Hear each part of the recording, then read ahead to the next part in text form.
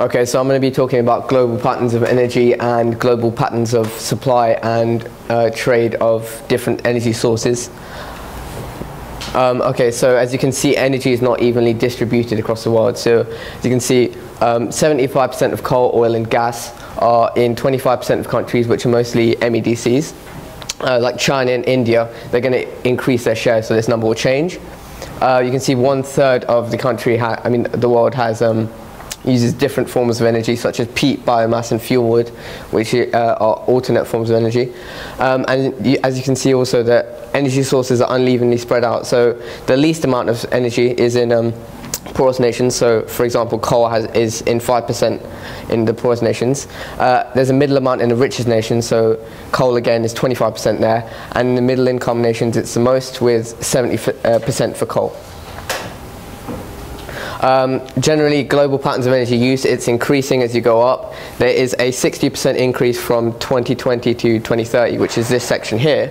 And it's zoomed in again and to show a normal scenario, so what's going to happen normally, and a alternative policy scenario where we cut down emissions and where we cut down usage, which will lead to a 10% decrease in emissions over there, which is China's overall energy output for a year.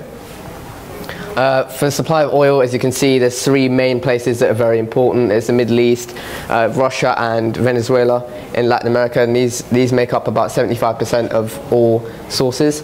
You can see the Middle East makes up about 25.1%, which is a very large amount, so everyone's interested in the Middle Eastern politics, because it has to be stable to sustain oil flow to everyone else. Consumption of oil. So the largest users are America, Europe, Japan and China, although US doesn't import as much oil because they produce half of their oil needs.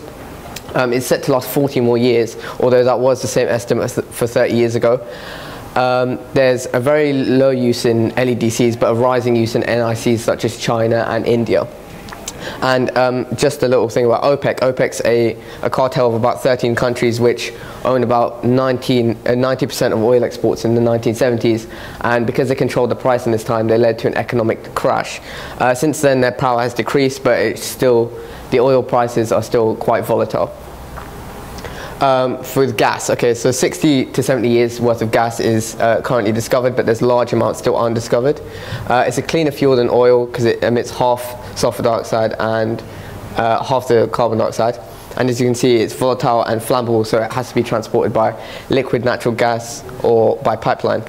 You see the three main producers are Qatar, Iran and Russia. Consumption of gas. So nearly 25% of energy consumption across the world is from natural gas. The demand from developing countries is expected to rise, so in these areas here.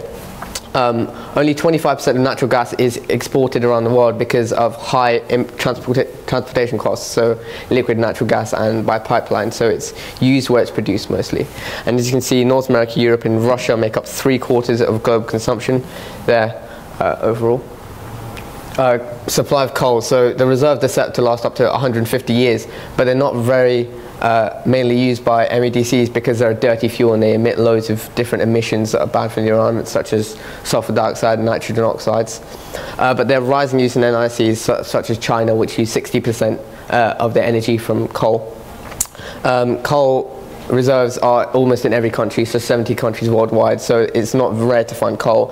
And different types of technology such as gold gasification and the rise in prices of oil and gas, which might lead to it being a more realistic option. It's consumption of coal. 40% of the world's energy is generated with coal, which is mostly LEDCs. The most important producers are China, USA and Russia.